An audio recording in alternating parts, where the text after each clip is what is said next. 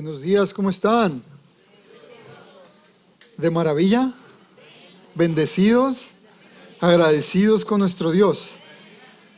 ¿A que no saben qué día es hoy? Es el primer domingo de diciembre. Ay, alégrense. La Navidad se nos aproxima. Y con la Navidad y todo lo que vienen regalos. Y les voy a hacer un anuncio de regalos. El día de hoy la iglesia está teniendo lo que se llama una tiendita navideña. Si se recuerdan donde nos congregábamos para el servicio cuando estábamos afuera en la carpa, de aquel lado, ahí va a haber varias personas que están vendiendo de negocios locales de aquí de Oceanside, van a estar ahí después del servicio. Y va a haber tacos también. No sé el costo de los tacos, tal vez, creo que es $1, pero va a haber tacos y va a haber cosas que venden ahí. Y eso es algo, va a haber, ¿cómo se llama? Christmas carols. Canciones navideñas. Oh, Irán me dijo, se dice villancicos. Es lo que va a estar sucediendo allá. Si están interesados en ir a mirar después de que acabemos aquí, es de 12:30 a 3 de la tarde. Y yo les animo que vayan y participen. Si gustan comprar algo, una camisa, soy large. No es cierto. Estoy vacilando. Pero va a haber muchas cositas ahí que van a estar vendiendo. Yo les animo que se den una vueltecita por allá. Con eso estoy bien contento porque en lo que estaba haciendo este estudio había conflicto en mi corazón de por qué dirección me iba para compartir esta sección, porque es una sección bien difícil. Para mí, para ustedes no creo que sea difícil pero yo como soy medio cabeza hueca y duro, dije yo, Señor, hay tantas cosas que quieres decir, pero ¿qué es lo que tú quieres decirle a tu pueblo el día de hoy? Y lo que vamos a estar mirando el día de hoy es algo que quiero que lo miren, el corazón de Pablo. Yo sé que hemos estado hablando mucho de Pablo y en lo que hemos estado mirando el libro de Hechos, pero que miremos el corazón de Pablo de una perspectiva un poquito diferente. La razón por qué les digo una perspectiva un poquito diferente, porque este es uno de los lugares donde Pablo fue y por primera vez lo miramos que no menciona a Jesús. Y por eso es que les digo, de una perspectiva diferente. Pablo fue y le habló a un grupo de gente que vamos a mirar, y es a este grupo de este lugar, Atenas. Históricamente nosotros sabemos de Atenas porque tiene mucha historia, tanto de que eran súper intelectuales, mucho conocimiento, pero también el lugar de peor idolatría que existía o que ha existido en el planeta. Pero con eso, si me acompañan, y vamos a empezar en el capítulo 17, versículo 16. Y eso es lo que nos dice. Si me acompañan, vamos a leer todos hasta el versículo 34. Y dice: mientras Pablo los esperaba en Atenas, su espíritu se enardecía viendo la ciudad entregada a la idolatría. Así que discutía en la sinagoga con los judíos y piadosos, y en la plaza cada día con los que concurrían. Y algunos filósofos de los epicúreos y de los estoicos disputaban con él, y unos decían: ¿qué querrá decir este palabrero? Y otros parece que es predicador de nuevos dioses, porque les predicaba el evangelio de Jesús y de la resurrección. Y tomándole le trajeron al Areópago, diciendo: ¿Podremos saber qué es esta nueva enseñanza de que hablas? Pues traes a nuestros oídos cosas extrañas. Queremos pues saber qué quiere decir esto. Porque todos los atenienses y los extranjeros residentes ahí en ninguna otra cosa se interesaban, sino en decir o en oír algo nuevo. Entonces Pablo, puesto en pie en medio del Areópago, dijo: varones atenienses, en todo observo que sois religiosos, porque pasado y mirando vuestros santuarios, hallé también un altar en el cual está la inscripción al Dios no conocido, al que vosotros adoráis, pues sin conocerle es quien yo os anuncio. El Dios que hizo el mundo y todas las cosas que hay, siendo Señor del cielo y de la tierra, no habita en templos hechos por manos humanas, ni es honrado por manos de hombres como si necesitase algo, pues Él es quien da a todos la vida, el aliento y todas las cosas. Y de una sangre ha hecho todo el linaje de los hombres para que habiten sobre la faz de la tierra, y les prefijado el orden de los tiempos y de los límites de su habitación, para que busquen a todos, si en alguna manera, palpando, puedan hallarle, aunque ciertamente no está lejos de cada uno de vosotros. Porque en Él vivimos y nos movemos y somos, como algunos de vuestros propios poetas también han dicho, porque linaje suyo somos, siendo pues linaje de Dios, no debemos pensar que la divinidad sea semejante a oro o plata o piedra o escultura de arte y de imaginación de hombres. Pero Dios, habiendo pasado por alto los tiempos de esta ignorancia, ahora manda a todos los hombres en todo lugar que se arrepientan, por cuanto ha establecido un día en el cual juzgará al mundo con justicia por aquel varón a quien designó, dando fe a todos por haberle levantado de los muertos. Pero cuando oyeron lo de la resurrección de los muertos, unos se burlaban y otros decían: ya te oiremos acerca de esto otra vez. Y así Pablo salió de en medio de ellos, mas algunos creyeron, juntándose con él, entre los cuales estaba Dionisio el Areopagita, la mujer llamada Damaris, y otros con ellos. Padre Santo, te damos gracias, Señor, te damos gracias por darnos la oportunidad, Señor, de estar aquí sentados, Señor, aquí presentes, Señor. Un domingo, Señor, donde nos sentamos, Señor, a escuchar un poquito, una sección de tu palabra. Y Padre, pedimos que en esta mañana, Señor, como iglesia, Señor, tú nos llenes de tu Espíritu Santo. Y en lo que escuchamos y entendemos esta sección, que nos des y nos abras nuestro entendimiento a lo que tú quieres enseñarnos el día de hoy. Padre, yo te pido que nos llenes de tu Espíritu Santo. Llena a tu iglesia, a tu pueblo que te aman, Señor. Que les des sabiduría, que les des entendimiento, Señor. Y que jamás voltemos a ver a ningún otro Dios. Que no nos volvamos idólatras de otros dioses, Señor, pero que alabemos al Dios vivo y verdadero. Gracias, Señor Jesús, por darnos este privilegio, Señor, de ser hijos tuyos. Te alabamos y te glorificamos, Padre, en el precioso nombre de Cristo Jesús. Amén.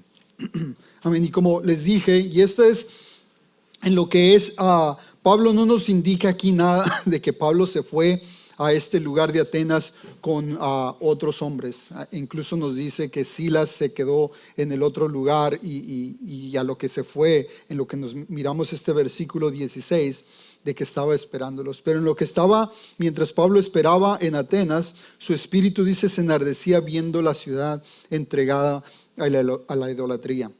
Pablo, de lo que miramos la semana pasada, Pablo dejó Berea, hizo este viaje de 200 millas a Atenas, dejando atrás, como les digo, a Silas y a Timoteo. Él se fue, a lo que nos indica la palabra de Dios aquí, dice que se fue solo. No nos indica absolutamente otra cosa, al menos que miremos otros historiadores, pero no nos indica nada. Estaba solo en esta, lo que podríamos mirar o podríamos decir, era una ciudad gloriosa que delante de los ojos de la humanidad así se miraba Atenas, la ciudad de Sócrates, de Platón, de Aristóteles, de Epicurio, de Zenón. Y aunque habían pasado unos 400 años de todos estos dioses o filósofos que habían estado en este lugar, la ciudad todavía seguía con viento en popa de lo que era Atenas y estaba en este lugar. Hoy en día podríamos decir y la podríamos comparar con en el tiempo presente de nosotros lo que sería la ciudad de London, Inglaterra, que es donde se concentra toda la gente intelectual. Y eso es hay listas que nos dicen, en esta ciudad están todos los intelectuales, y London en el presente es donde están todos. La segunda ciudad es Nueva York. Y lo dices, híjole. Y por eso nos damos cuenta de que el intelecto no necesariamente quiere decir que es algo bueno. Y al mirar los problemas que tienen todas estas ciudades, pero esto era lo que es Atenas para nosotros hoy en día, London o Nueva York o la otra ciudad, Tokio. Ese era donde llegó Pablo solo. Imagínenselo. Algunos de aquí alguien de aquí ha estado en la ciudad de Nueva York. Y estar en la ciudad de Nueva York es una ciudad grandísima en un lugar bien pequeño, y todo lo que hay son edificios altos. Y se siente uno así. En ese entonces esto era la comparación que tenía Pablo al momento de llegar a mirar todos estos templos que se habían erigido para todos estos dioses.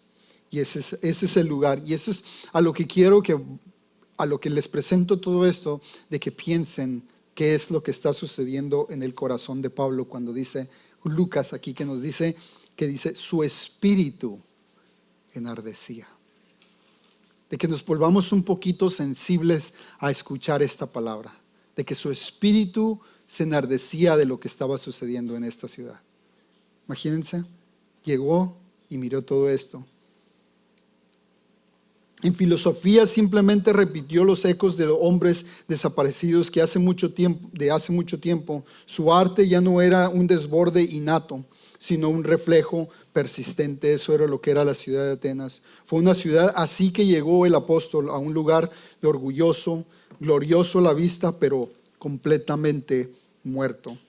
Y qué contraste a lo que hemos estado mirando, a lo que está sucediendo en los capítulos anteriores que hemos mirado a Pablo yendo a todos estos lugares.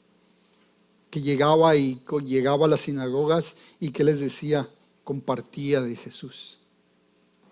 Y llega a este lugar y dice, lo primero que nos dice Lucas, dice, su espíritu enardecía. Y es un espíritu que podemos decir de dolor, de tristeza. Y es feo sentirse así. Y espero que el Señor a cada uno de nosotros nos ponga ese espíritu donde miremos si hay pecado o hay algún problema, una situación, a una ciudad, y que podamos mirar y decir, Señor, ten misericordia de este lugar. Ese es un espíritu que enardecía, de mirar cosas contrarias a lo que es el Dios vivo. Mientras Pablo esperaba a Timoteo y a Silas que se unieran, su espíritu se conmovió dentro de él, porque aquí en el centro intelectual del mundo había más de 3,000 altares y templos construidos para diferentes deidades. Más de 3,000. Históricamente esto es lo que nos dice. Más de 3,000. En ese entonces se cree que había alrededor de unas 10,000 personas viviendo en este lugar. Imagínense, a veces era más fácil tal vez encontrarse a una deidad de un dios o un altar que a una persona. Increíble, ¿verdad? Y yo he estado en varios lugares de México y así se mira, en varios lugares. No estamos muy lejos de lo que estaba sucediendo aquí. Y de que erigimos cosas que son en contra de Dios. Y más adelante vamos a mirar esto. El templo dedicado a Afrodita estaba ahí con abundante prostitución. Eso era lo que era el templo. Fue un intento del hombre de justificar la promiscuidad sexual. El templo de Zeus era para aquellos con una mentalidad de asesino y que creían en el salvajismo, que todo estaba bien. El templo de Baco, que era para quienes disfrutaban de la borrachera, del alcohol. Ese era el dios del alcohol. Y hay una lista larga de todos los dioses que existían. Tenían dioses para todo, hasta para la suegra. En el corazón de Pablo se conmovió en este lugar. Y dice que su espíritu, como les dije, enardecía, se enojó. Pero si observamos que ni que ni movilizó a la gente, ni empezó a hacer protestas políticas para hacer una campaña contra la idolatría, ni reunió a un grupo de personas para que tomaran posición cultural. Oh, gracias. Nada de eso. Pablo no hizo absolutamente nada de eso. Y en lo que vamos mirando en el texto aquí, nos damos cuenta en el versículo 17, dice, así que discutía en la sinagoga. La misma palabra, hace como 3 semanas hablamos de esta palabra, de discutía. No era una discusión de decir, te voy a regañar, pero era más como un diálogo que tenía con las personas. Y dice, así que discutía, ¿dónde? En la sinagoga. ¿Con quién? Con los judíos y piadosos en la plaza, cada día con los que concurrían, con todos. Hermanos, una vez más, con el ánimo de poder irnos incluso en un lugar así, donde, ¿en qué lugar estaba? En la plaza, donde todos se juntan para hablar o para tomar el fresco, iban y compartían la palabra. El día de ayer salió un grupo de hermanos a evangelizar a una de las tiendas más concurridas por nuestra comunidad hispana aquí no fue aquí en la ciudad de Oceanside, pero fue en la ciudad de Vista. Y estos hermanos llegaron con la emoción de que 2 personas recibieron a Cristo. Y eso es lo bello de esto, de que en lo que nosotros nos tomamos el tiempo para compartir a Cristo, a donde sea, donde vamos y donde concurre la gente a la que queremos compartirle, siempre el Señor va a ser fiel en hacer algo. Tanto lo es fiel con nosotros para bendecirnos en lo que compartimos, pero es fiel con las personas que Él quiere que sean salvas. ¿Y quiénes son las personas que Él quiere que sean salvas? Dice, porque de tal manera Dios amó al mundo. Todos. Pero toma en cada uno de nosotros que tomamos esa acción. ¿Qué hizo Pablo con la idolatría que le partió el corazón? Él les habló. ¿En dónde fue donde les habló? En la iglesia, en la calle. Pablo dialogaba a diario sobre la idolatría que se apoderaba de esta ciudad. Como hijo de Dios, como pastor, como padre, es mi trabajo dialogar. Ese es mi trabajo. Uno de los trabajos principales que yo tengo es dialogar y discutir en profundidad de todo lo que Dios tiene para con nosotros. Y eso es para cada uno de nosotros aquí, que tenemos ese trabajo principal, es de dialogar. No de discutir, no de decir yo estoy bien, escúchame porque yo estoy bien. No, de que podamos dialogar. El Espíritu Santo hace una obra maravillosa en las vidas de las personas que nos empieza a cambiar. Y nos empieza a cambiar para hacernos como Él, para hacernos semejantes a Él. No para que Ernesto sea más como Ernesto, no. El Espíritu Santo, el Señor rescató a Ernesto y el Señor quiere que Ernesto sea Ernesto, pero que sea conforme a su voluntad de Él. Y nada más. No es de que tengas que cambiar tu humor, no es de que tengas que cambiar muchas cosas, porque eso es lo primero que pensamos. Oh, pues ya soy cristiano, ya me tengo que portar serio. Oh, pero eras bien alegre. Pues sí, pero ya el Señor me rescató, ya no puedo ser alegre. Imagínense. No. Y ese es el punto, de que en lo que empieza el diálogo y empezamos a hablar, yo en los 22, 23 años que he estado con el Señor, he tenido de las risas más largas y más profundas que hasta me ha dolido el estómago de las carcajadas que me he hecho cuando estoy con mis hermanos. Porque es tan divertido. Es tan divertido. Y eso es lo que hace el Señor. Y esas risas y esta alegría viene a través del mismo diálogo que tenemos con los hermanos. Del mismo diálogo que tenemos con las personas que vamos y les compartimos. Tienes que ser tú. Tienes que seguir compartiendo la palabra. Y como padres tenemos esa responsabilidad y el privilegio, porque es un privilegio de hablar con nuestros hijos. Constantemente, sin parar, de compartir con nuestros hijos de manera constante y de invertir sabiamente en nuestros hijos. No debemos de parar. Les digo con los hijos porque esa es la principal, son los principales, los inmediatos de nuestra vida. Porque a veces yo puedo venirles y decir, hermanos, vayan a la calle y compartan. ¿Y qué les sirve si tus hijos están perdiendo? ¿De qué sirve? De nada sirve. Y escúchenme en lo que es mi corazón en esta sección de lo que hizo Pablo, a irles a compartir, a ir a dialogar, a discutir con esta gente. No tanto diciéndoles qué hacer, sino enseñándoles a nuestros hijos cómo pensar para que de forma lenta pero segura tomen las decisiones correctas. Eso es a lo que nos lleva el diálogo con nuestros hijos. ¿Cómo les enseñamos a pensar a nuestros hijos? Esa es la pregunta que me hice. ¿Cómo les enseñamos a pensar a nuestros hijos? Y creo para mí es algo bien simple, bien sencillo.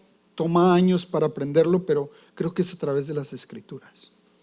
De la misma manera que mi Padre Celestial vino y dijo, Ernesto, quiero que mires las Escrituras y que entiendas mi corazón. De la misma manera yo como padre de un hogar, como padre, tengo que enseñarle las Escrituras a mis hijos. No hay ninguna otra forma. Ese es como vamos mirando el corazón.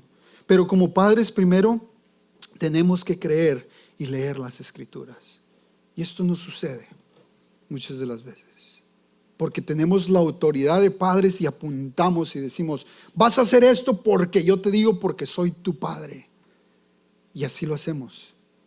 Pero tenemos que creer que la palabra de Dios es toda autoridad, incluso para guiar a nuestros hijos. ¿Cuánto tiempo ha pasado desde que, como Pablo, hablaste con tus hijos en profundidad sobre temas relacionados con la palabra? Es una pregunta para cada uno de nosotros. ¿Cuánto tiempo ha pasado? ¿Cuánto tiempo ha pasado sin que tu corazón, sin que tu espíritu se enardezca por lo que está sucediendo en el mundo? ¿Te das cuenta que tus hijos están viviendo en un mundo como Atenas, lleno de ídolos, de dioses ajenos al tuyo? ¿Te das cuenta que nuestros hijos están jugando cosas que no deben de estar jugando? ¿Que están mirando cosas que no deben de estar mirando? Cosas que se han presentado y se han entregado a dioses ajenos que al Dios vivo, al Dios que nos habla la palabra de Dios. ¿Cuándo nos hemos sentado para hablarles a nuestros hijos? ¿Cuándo fue la última vez? Si es que lo hemos hecho.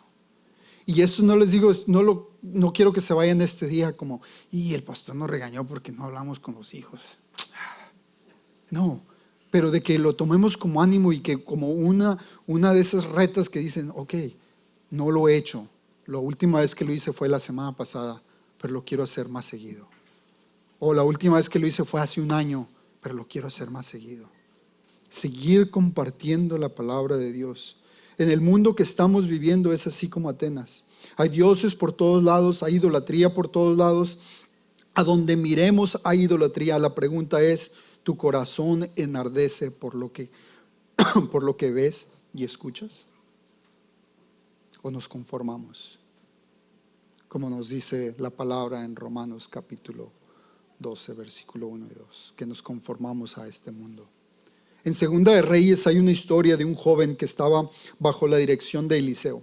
Y ustedes pueden leer toda la historia, pero esta sección son 4 versículos y dice, versículo 38 dice, Eliseo volvió a Gilgal cuando había una grande hambre en la tierra y los hijos de los profetas estaban con él, por lo que dijo a su criado, pon una olla grande y haz potaje, o sea, una sopa, un caldito de res.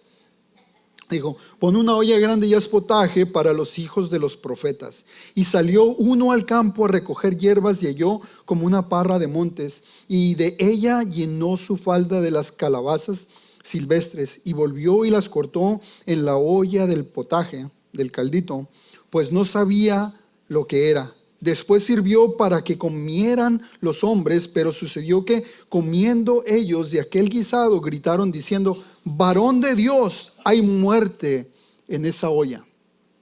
Le dicen, hay muerte en esa olla. En sí, este muchacho, sin saber, puso hierbas venenosas en la olla. Esto es lo que sucedió aquí.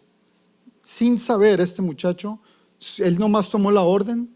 Ahora quiero que piensen, como padres les damos las órdenes a los hijos, haz esto sin darles una indicación de lo que está sucediendo. Y lo hacen, porque simplemente siguen una instrucción de lo que escucharon. Y dice, varón de Dios, hay muerte en esa olla y no lo pudieron comer. Él entonces dijo, traed harina. Y la esparció en la olla y dijo, da a comer a la gente, y no hubo más mal en la olla. A lo que les digo esto y a lo que quiero que entiendan esto, que esto es la clave. Nosotros como padres nos enfocamos tanto en sacar el veneno de nuestros hijos que nos olvidamos del antídoto. El antídoto de esta olla era la harina. El Señor hizo un milagro especial en el momento que este hombre agarró la harina y la esparció, porque era para los hijos de los profetas, para salvar a este pueblo. Y esto es lo que quiero que miren, de que nosotros a veces nos enfocamos tanto en sacar el veneno de nuestros hijos que nos olvidamos del antídoto. No debemos sacar el veneno de la vida de nuestros hijos, porque eso solo conducirá y nos conduce al legalismo, y resulta en resentimiento, resulta en rebelión, y resulta en que nuestros hijos no quieren o escuchar absolutamente nada. Porque arrepiéntete, hijo, arrepiéntete, busca al Señor, pero nunca les enseñamos cómo, nunca les decimos cómo, nunca nos abrimos a dialogar con nuestros hijos, nunca. En cambio debemos servir la comida de la palabra de Dios con nuestros hijos, que cuando están siendo envenenados por el mundo, que nosotros vengamos con la palabra y podamos derramar de esa harina para cambiar. Tenemos que hacerlo, no podemos dejar las cosas nada más así. Atenas es todo el mundo. Atenas está lleno de dioses. Y desea Dios buscar de nuestro corazón, desea que nosotros seamos un pueblo arrepentido, que podamos tener diálogo con los que queremos compartirles la palabra de Dios.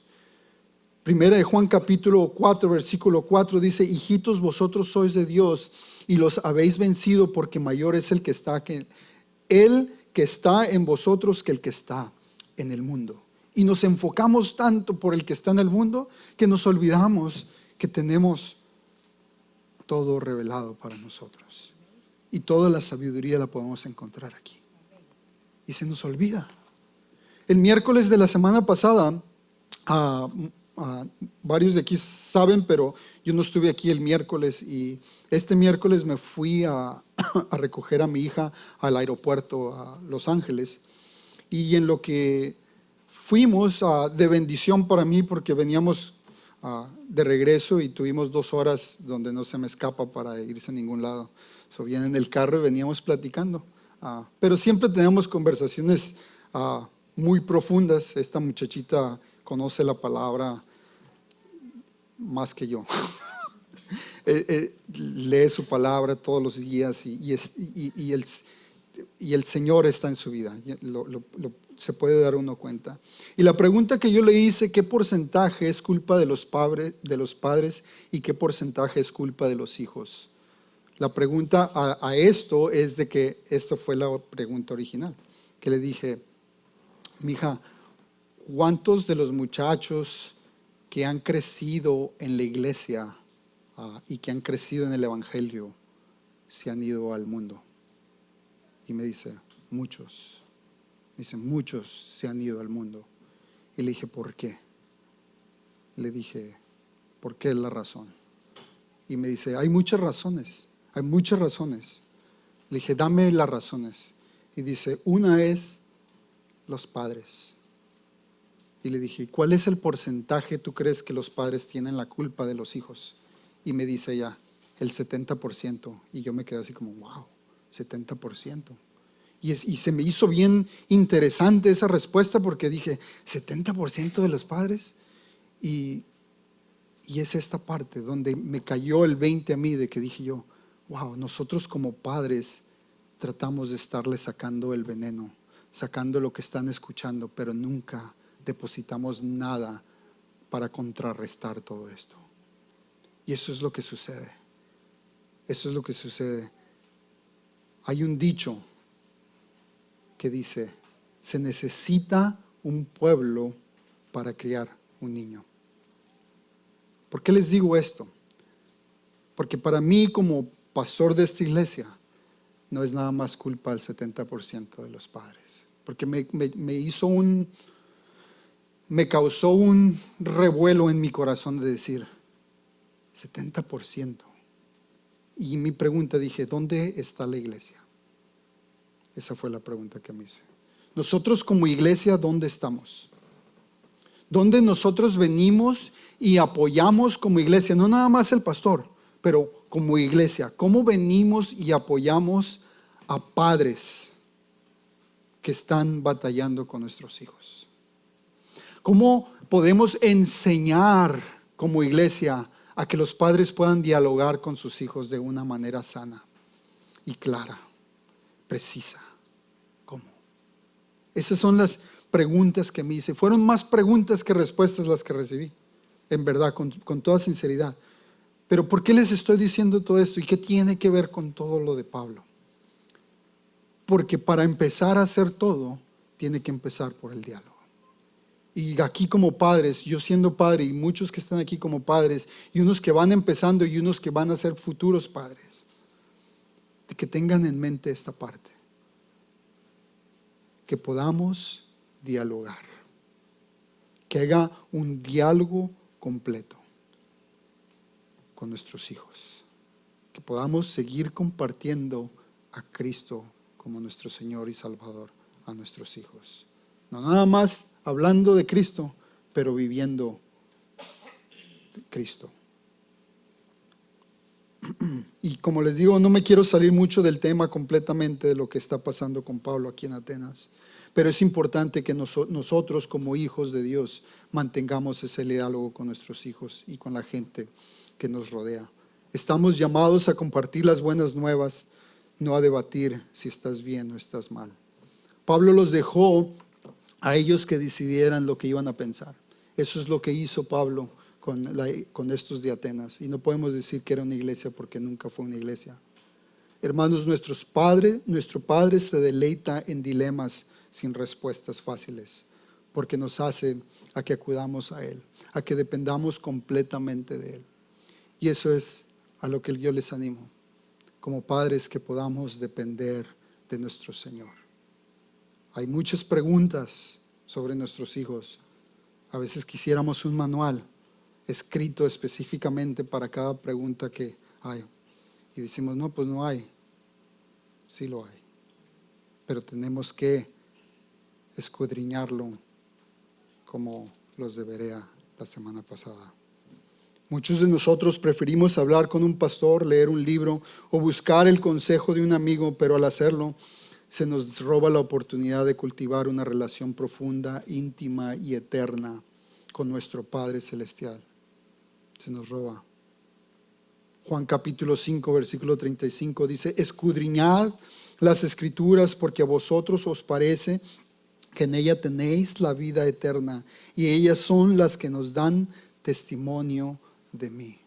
Tenemos que estar en la palabra para podernos darnos cuenta de que hay un mundo que se está perdiendo, de que hay un mundo que está lleno de dioses. Versículo 18 dice: y algunos filósofos de los epicúreos y de los estoicos disputaban con él, y unos decían: ¿qué querrá decir este palabrero? Y otros: parece que es predicador de nuevos dioses, porque les predicaba el evangelio de Jesús y de la resurrección.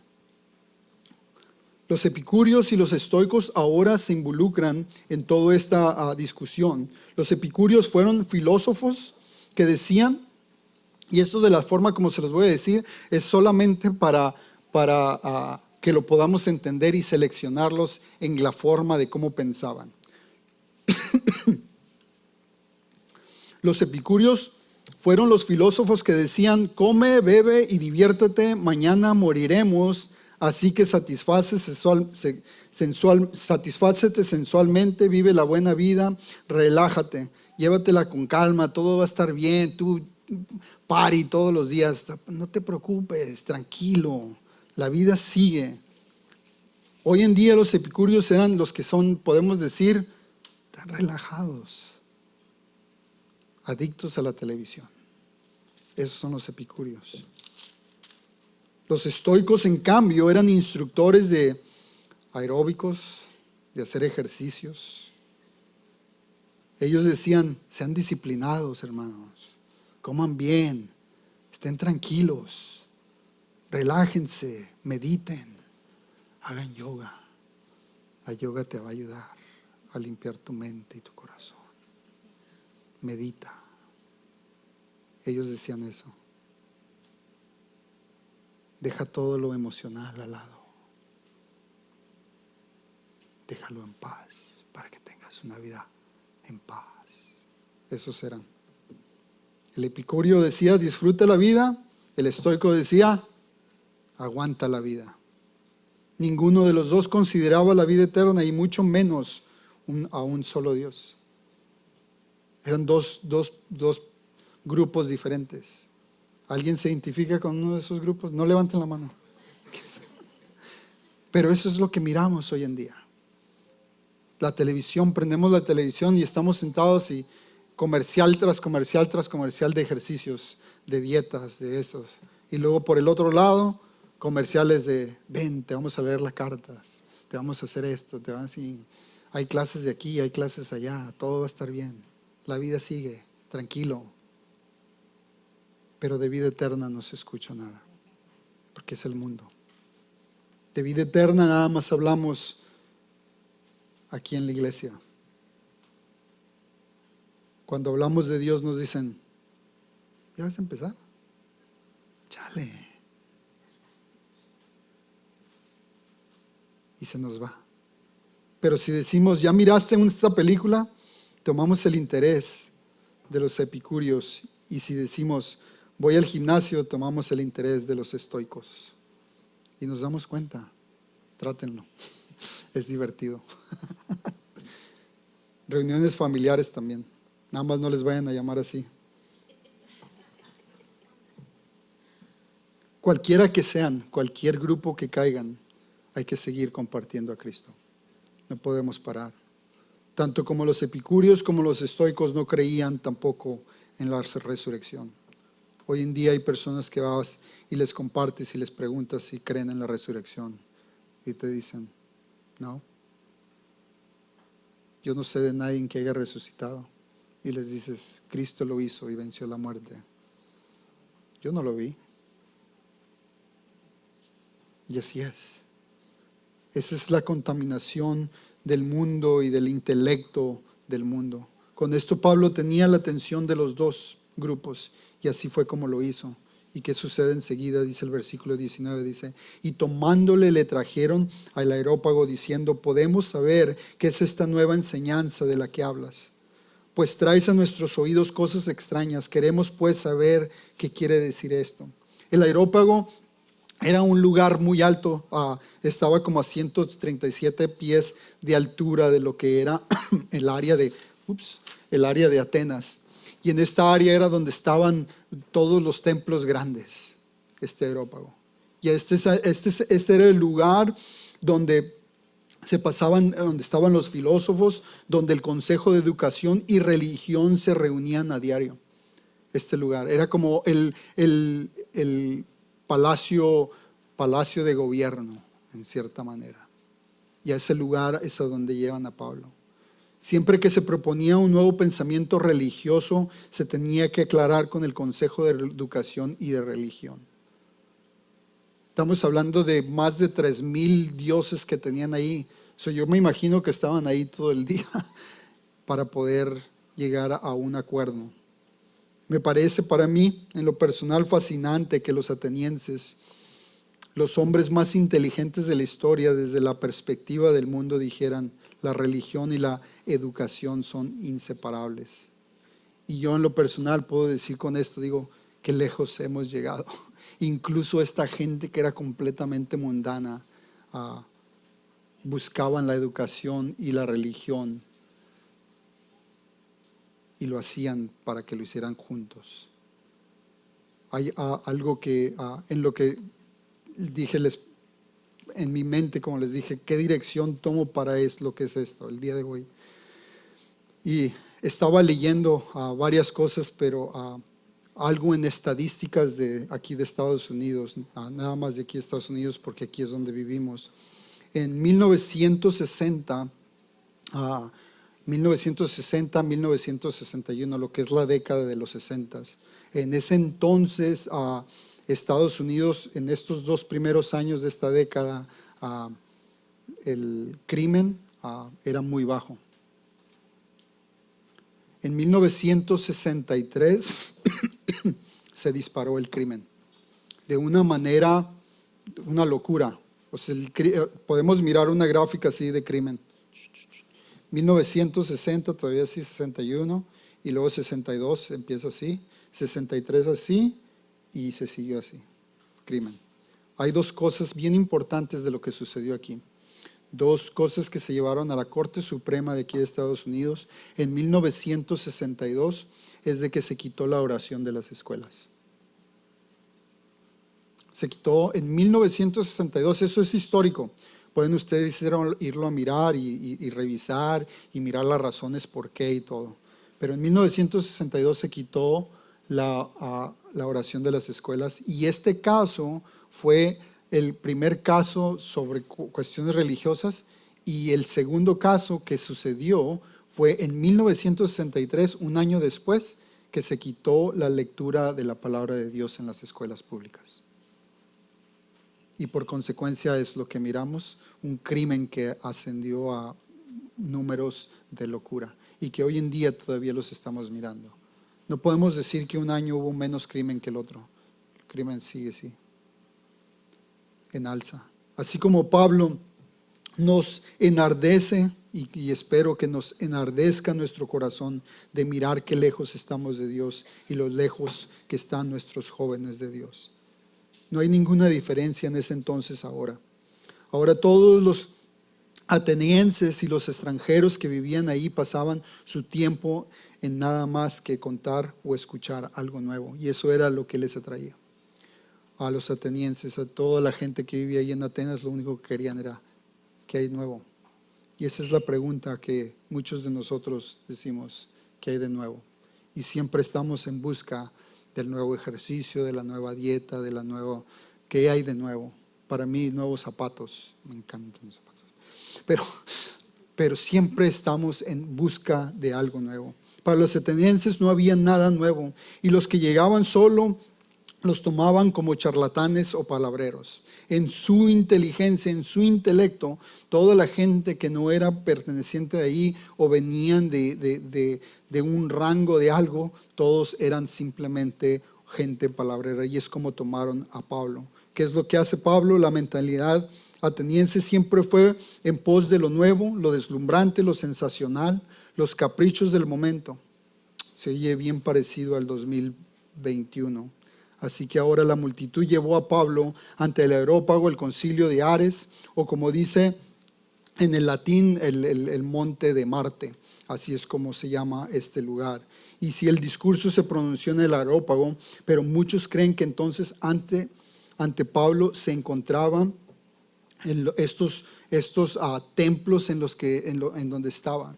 Pablo allí en ese Areópago podía mirar todos estos templos, el templo de Tesaún y el templo de Diórico, y a la derecha de la ciudad alta estaba la Acrópolis, que si alguna vez han mirado mapas de Grecia, ese es el único edificio, o ni ese edificio, es nada más un monumento que está ahí, y mucha gente se toma fotos ahí, tiene un montón de columnas y está abierto, es muy bonito, pero simplemente es de dioses ajenos. Algo que es la Acrópolis y el Partenón. A su alrededor se alzaban miles de estatuas y altares de oro, de plata y de bronce. Este es el lugar donde estaba Pablo compartiendo. Este es el lugar donde estos hombres lo llevaron para que hablara de Jesús. Pablo estaba en medio de los símbolos de difuntos de grandeza, con los dioses de Grecia mirándolos. Inmediatamente delante de él se sentó junto a una a un grupo de filósofos. Ese es con la gente que estaba hablando Pablo. Pura gente intelectual. Ese era el corazón de Pablo, de ir y dialogar cara a cara con ellos. Pablo, un discípulo de Jesús, solo un discípulo con un poder divino. Esta parte, hermanos, entiéndanla. Cada uno de nosotros que hemos recibido a Cristo Jesús como nuestro Señor y Salvador, tenemos un poder divino. Se llama Espíritu Santo. Y vivimos y caminamos con Él. Y este es el lugar donde se fue y se paró. Delante de todos estos monstruos, podemos decir. Y me recuerda tanto en la historia de David y Goliat en 1 Samuel capítulo 17. Una historia hermosa de todo lo que dice. Pablo, delante de todos estos intelectuales que se burlaron de él, hace lo siguiente para derrumbar el gigante, que todos los que estaban ahí eran cautivos. Dice 1 Samuel capítulo 17 versículo 47. Y sabrá toda esta congregación que Jehová nos salva con espada y con lanza, porque de Jehová es la batalla y Él los entregará a nuestras manos. No es por fuerza, no es por fuerza, es por la palabra de Dios. Versículo 22. Entonces Pablo, puesto en pie en medio del areópago, dijo: varones atenienses, en todo observo que sois muy religiosos, porque pasando y mirando vuestros santuarios, hallé también un altar en el cual está la inscripción al Dios no conocido, al que vosotros adoráis, pues sin conocerle es a quien yo os anuncio. Y el enfoque de Pablo fue lo que podemos decir brillante, lo que podemos decir de una manera calurosa para atraer su atención de ellos. Lo más cortés y conciliador posible. Los felicitó en todos los sentidos de decirles: ustedes, hermanos atenienses, son muy religiosos. Y a veces lo escuchamos dentro de la iglesia que alguien nos dice: oh, eres bien espiritual. ¿Y qué es lo que sucede? Oh, okay. La atención inmediatamente. Sin duda Pablo estaba ansioso de protestar contra su idolatría y señalarles la verdad, pero se contuvo y dio un cumplido genuino primero. Les encontró donde ellos estaban. Les dijo: he caminado por todo este lugar, he mirado todos sus dioses, se han dado por todos lados, y lo que me encuentro es de que ustedes tienen un altar para un Dios no conocido, y de este es el Dios que les empieza a hablar. Déjenme contarles lo que les está hablando. Pablo estableció un terreno común, algo que sucede en el diálogo. Cuando les estaba hablando de nuestros hijos, tenemos que buscar un terreno común. Tenemos que establecer un diálogo, algo común. No podemos hablarles de cuando nosotros crecimos en los años 80. Podemos decirles, pero no va a haber algo en común con ellos. Tenemos que buscar algo en común con ellos para poder establecer este diálogo. Y esto es lo que hace Pablo de una manera brillante, puedo decir. De modo que Pablo comenzó lo que es sin duda su presentación, tal vez una presentación súper refinada, sin utilizar el nombre de Jesús. Qué feo, ¿verdad? No utilizó el nombre de Jesús. Podemos decir, es una presentación maravillosa, pero tal vez podemos mirarlo como, pero nunca dijo de Jesús. Y eso es lo que miramos. Una buena introducción, ilustraciones aplicables y un orden secuencial de pensamientos. Y esto es como fue lo que hizo. En el versículo 24 habló de la grandeza de Dios. En el versículo 25 habló de la bondad de Dios. En el versículo 26 al 27 habló del gobierno de Dios. En los versículos 28 y 29 habló de la gloria de Dios. En los versículos 30 y 34 habló de la gracia de Dios. ¿Por qué Lucas nos escribe todo esto? Su mensaje también tuvo una aplicación, podemos decir, brillante, ya que señaló directamente el problema. La palabra traducida como desconocido en lo que nos habla del Dios es la raíz de la que obtenemos, de donde agarramos la palabra agnosticismo, que significa sin conocimiento. Se suponía que los atenienses lo sabían todo y casi lo sabían, pero en la verdad, la más importante, se quedaron cortos porque no conocían al Dios verdadero. Y esto es de lo que Pablo empieza a hablarles en el versículo 24. Dice: el Dios que hizo el mundo y todas las cosas que en él hay, siendo Señor del cielo y de la tierra, no habita en templos hechos por manos humanas, ni es honrado por manos de hombres como si necesitase de algo, pues Él es quien nos da la vida y el aliento y todas las cosas. Les presenta a un Dios creador. Y eso es lo que hace. Ese es como hable el diálogo con ellos, presentándoles a un Dios. El Dios desconocido es el Dios que hizo absolutamente todo. Declaró Pablo: es demasiado grande para cualquier templo singular o cualquier altar tallado, sin importar lo hermoso o impresionante que pueda parecer. Y hoy en día podemos mirarlo a través del mundo. A mí me encanta cuando voy de vacaciones o voy a mirar o visitar algún lugar, siempre miro las iglesias, porque las iglesias son los que hablan de lo que es el pueblo que está ahí.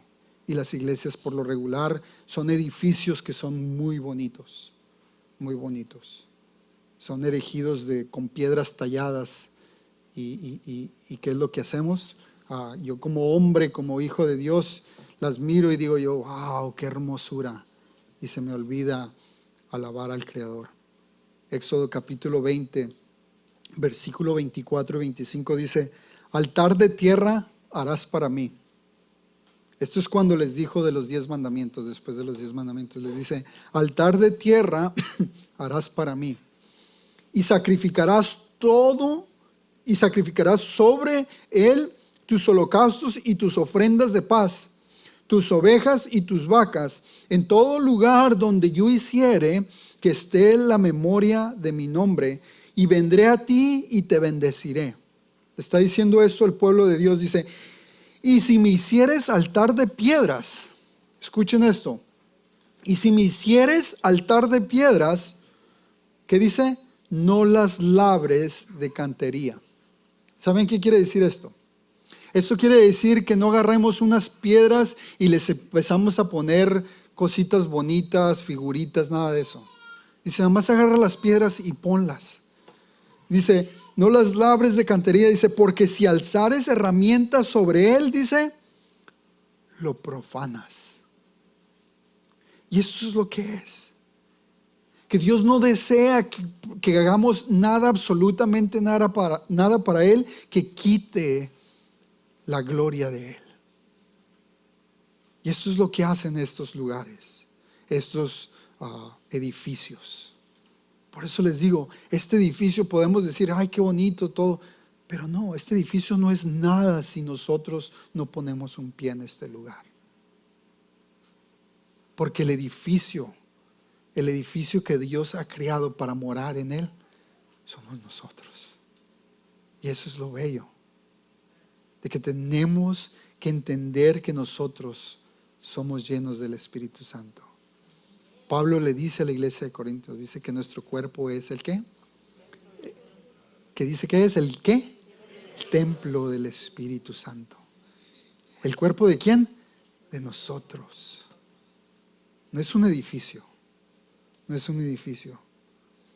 Pablo les dice a los corintios en 2 Corintios capítulo 4 versículo 7, dice: pero tenemos este tesoro en vasos de barro, para que la excelencia del poder sea de Dios y no de nosotros. Somos vasos de barro, no tenemos absolutamente nada. Su excelencia, en lo que el Espíritu Santo mora en nuestra vida, eso es lo único que es. Por eso tenemos que vaciarnos para que Él sea glorificado. No somos jarrones elegantes, créanmelo. Yo me miro en el espejo y digo: ay, qué jarroncito te has puesto, papá. Pero no somos jarrones elegantes, no somos más que frascos de conservas, que no nos jactemos de nuestro exterior, sino de lo que llevamos dentro. Y de lo que llevamos dentro es el Espíritu Santo. Si no te sientes capaz de compartir, de testificar, de enseñar o de ministrar, les puedo decir que son candidatos perfectos, porque Dios es el que va a recibir la gloria si permites tu ser vacío. Versículo 25 dice: ni es honrado por manos de hombres como si necesitase algo, pues Él es quien da a todos vida y aliento y todas las cosas. Dios es nuestro proveedor. Jehová Jireh. No somos nosotros, Él es nuestro proveedor. Cualquier insinuación de que Dios necesita nuestro dinero para no hundirse financieramente es una insinuación completamente errónea. Que a veces decimos: ay, no, Dios no necesita absolutamente nada. Yo, sin embargo, yo sí necesito servir, si necesito diezmar, necesito dar. Porque si no lo hago, la palabra me instruye, me convierte en una persona egoísta, materialista y muy diferente a lo que mi Padre Celestial desea de mí. El Padre Celestial es un dador y es dador alegre. De la misma manera nos da y nos invita a cada uno de nosotros a ser dadores alegres. Nos ama tanto que nos dio el mejor regalo que podemos tener. Su nombre es Jesús. Versículo 26 y 27. De una sangre ha hecho todo el linaje de los hombres para que habiten sobre toda la faz de la tierra, y les ha prefijado el orden de los tiempos y los límites de su habitación, para que busquen a Dios, si en alguna manera palpando puedan hallarle, aunque ciertamente no está lejos de cada uno de nosotros. Y Dios es creador, Dios es proveedor y también Dios es gobernante. Él estableció todos los límites de todos los hombres, límites de todas las naciones. Para todos los que se crean globalistas, aquí dentro de la iglesia, Dios estableció límites a las naciones. Si no hubiera naciones separadas, dicen los proponentes, el mundo tal vez podría ser como una nave espacial como Star Wars, pero pues no somos. Estamos en un globo que Dios ha construido desde el principio de la creación, y Dios nos tiene aquí, y en este mismo globo en el cual estamos ha establecido naciones. Y es algo bueno. En realidad, la Biblia enseña todo esto, y lo podemos mirar después del diluvio, que la palabra de Dios lo enseña. El mundo te va a decir lo contrario, pero la palabra lo enseña. Y es algo sano para la humanidad. Es algo muy sano para la humanidad. Hechos versículo 28 y 29 dice: porque en Él vivimos y nos movemos y somos como algunos de vuestros propios poetas también han dicho. Porque linaje suyo somos, siendo pues linaje de Dios, no debemos pensar que la divinidad sea semejante a oro o a plata o piedra o escultura de arte o de imaginación de hombres. Es creador, es proveedor, es gobernante, y Dios también es nuestro Padre Celestial. Y yo estoy muy agradecido a nuestro Dios que también sea mi Padre. Y espero que ustedes también. Amén. El momento que le llamamos, Él nos escucha porque somos de su linaje. Yo estoy bien seguro, y siempre sucede cuando mis hijas gritan: papi, I need help. Necesito ayuda. Y no hay nada que tome prioridad más que yo ir a ayudar a mis hijas. Como padre. Eso es lo que Dios hace con nosotros como sus hijos. En el momento que nosotros nos postramos y decimos: Señor, te pido de tu ayuda, el Señor lo hace. La pregunta es: ¿lo creemos o no lo creemos? Esta es una verdad de nuestro Padre Celestial, que nos ama tanto, tanto, tanto nos ama, que está atento a nuestra voz. Versículo 30 dice: pero Dios, habiendo pasado por alto los tiempos de esta ignorancia, ahora manda a todos los hombres en todo lugar que se arrepientan. Y esta es la parte de conclusión que hace Pablo en el mensaje que les da a los atenienses. Pero Dios, habiendo pasado por alto los tiempos de esta ignorancia, ahora manda a todos los hombres en todo lugar que se arrepientan. Es creador, es proveedor, es gobernante, es padre, y finalmente lo que les dice es: Dios es nuestro Salvador. Aquí es donde mucha gente comete el grave error, debido a que Dios no los está juzgando ni castigando. Ellos piensan que se están saliendo con la suya del pecado en el que están involucrados. Sin embargo, lo que no tienen en cuenta es la paciencia de Dios. Cuando nos dice Pablo aquí que escribe: pero Dios, habiendo pasado por alto los tiempos de esta ignorancia. Hermanos, cometemos un error crítico cuando confundimos la paciencia de Dios con apatía o impotencia. Como dijo Pablo, Dios ha sido misericordioso, pero ahora es momento de arrepentirse, de cambiar de opinión, de cambiar de dirección. Eso es lo que les dijo a los atenienses. Están llenos de dioses, están llenos de cosas ajenas al Dios vivo.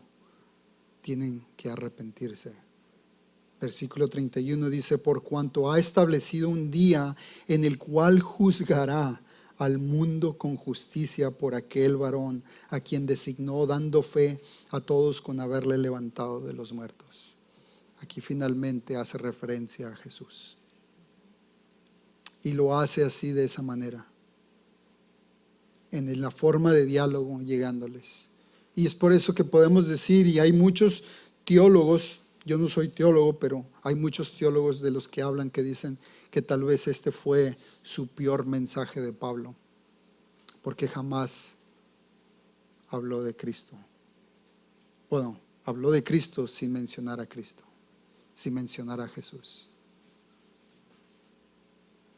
Solamente los que conocen y tienen una relación con Jesús se dan cuenta de que estamos hablando de Jesús, de aquel que fue y murió en una cruz y resucitó al tercer día. Pero viene y les hace saber que viene, y viene con justicia. Capítulo 5 de Juan dice: porque el Padre a nadie juzga, sino que todo el juicio dio al Hijo, para que todos honren al Hijo como honran al Padre. El que no honra al Hijo, no honra al Padre que le envió. Hebreos capítulo 4, versículo 15 dice: porque no tenemos un sumo sacerdote que no pueda compadecerse de nuestras debilidades, sino uno que fue tentado en todo según nuestra semejanza, pero sin pecado. Antes de que puedas uno ser eficaz en el ministerio, a veces tenemos que sentarnos en la silla de otros para poder ser eficaces. A veces es fácil criticar, fácil encontrar fallas en la gente, fácil ser crítico de la gente, pero cuando nos sentamos donde la gente se sienta. En este caso, Pablo estuvo en un tiempo en ese lugar donde seguía a otros, seguía al Dios Altísimo siendo judío, pero perseguía a la iglesia. Y podemos mirar el corazón de Pablo aquí. Hay que ser sensibles, pero hay que seguir compartiendo de Cristo Jesús. La parte triste: eran intelectuales, pero no eran nobles. Versículo 32 al 34, y con esto cerramos. Pero cuando oyeron lo de la resurrección de los muertos, escuchen esta parte. Pero cuando oyeron lo de la resurrección de los muertos, unos se burlaban y otros decían: ya te oiremos acerca de esto otra vez. Y así Pablo salió en medio de ellos, mas algunos creyeron, juntándose con él, entre los cuales estaba Dionisio, el Areopagita, una mujer llamada Damaris, y otros con ellos. El sermón de Pablo tuvo 3 resultados: hubo burla, demora y también hubo fe. Las 2 primeras respuestas muestran a que muchos no les importa la verdad. Algunos decían: este es un palabrero, qué pérdida de tiempo. Y eso es lo que dicen a veces: ay, qué flojera. Empezamos a escuchar a alguien y en la bella, hermosa, preciosa ciudad de Tijuana, alguien empieza a hablar y dicen: ay, qué flojera. Y eso es algo de lo que está sucediendo aquí. Hay que flojera. En el momento que empezamos a compartir de Cristo, tenemos que seguirlo haciendo. Hay mucha gente que siempre va a estar diciendo, hay que flojera. Van a estarse burlando de lo que tú estás compartiendo. Cuando la discusión se fue más allá de lo que simplemente es puro entretenimiento, todo cambia. Otros decían, te volveremos a escuchar sobre esto, pero les importaba poco si realmente lo hicieron o no, y nunca volvieron a escuchar.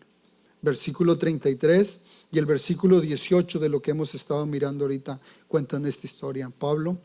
Entonces Pablo salió de en medio de ellos, y después de esto Pablo salió de Atenas. Llegó y se fue.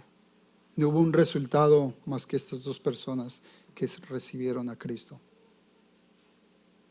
Podemos decir, alabado sea Dios. Dos personas recibieron a Cristo. El día de ayer salieron a compartir el evangelio y dos personas recibieron a Cristo. Podemos decir, alabado sea Dios. Gloria a Dios por lo que está haciendo en medio de nosotros. Pero la mayoría aparentemente rechazan el mensaje que la iglesia trae al pueblo. Debemos de seguir dialogando, compartiendo con amor, con gracia, con misericordia. Pero no hay que tener estómago para escuchar burlas ni cosas de ese tipo. Amén. Padre, te damos gracias. Te damos gracias, Señor, por esta mañana, por este tiempo, Señor, que nos diste la oportunidad, Señor, de podernos sentar aquí, Señor, y escuchar un poquito de tu palabra. Padre, yo te pido, Señor, por tu iglesia, Señor, aquí en Calvary Chapel, Oceanside. Que en cada uno de nosotros que nos sentamos aquí, Señor, y escuchamos de tu palabra, Señor, que nos vayamos y podamos aplicarla a nuestra vida, Señor.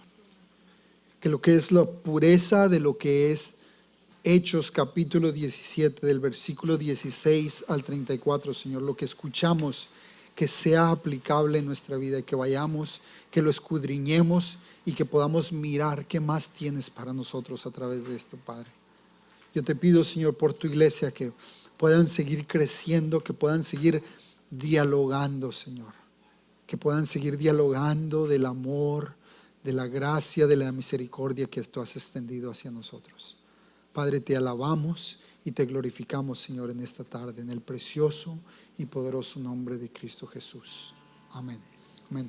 Hermanos, se ocupan oración, por favor. Ya saben la rutina. Varios hermanos se ponen aquí. Si quieren que oren por ustedes en donde está en su silla, nomás levanten la mano para que alguien venga y ore por ustedes. Y recordatorio de las ventas que va a haber allá de aquel lado, si gustan ir a ver o a escuchar los villancicos, como dijo Irán, por favor, no se detengan. Que Dios los bendiga, hermanos.